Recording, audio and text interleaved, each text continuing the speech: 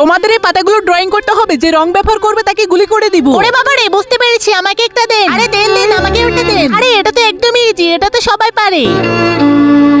এই তো হয়ে গিয়েছে, এবার এটা কালার পেন্সিল দিয়ে রং করে নিব। আরে এটা কি, চম্পা তো আমার আগে কমপ্লিট করে ফেললো। এই তো তৈরি করে হয়ে গিয়েছে। এই গার্ড, এই দেখো আমার আর। আরে কোথায় দেখি দেখি। আরে তুই তো এটা রং করেছিস, দাঁড়া তোকে মজা দেখেছি, এই নে। আরে বাবা রে, এবার তোর পালা চম্পা। আরে এখনই আমাকে কিছু একটা করতে হবে। আমাকে রাজু শিখিয়ে দিয়েছিল যে কোনো কিছুর উপরে তার উপরে ঘষা দিলেই সেটা আঁকানো হয়ে যায়। একটা আইডিয়া পেয়েছি, আমি এই বুদ্ধিটা এখন কাজে লাগাবো।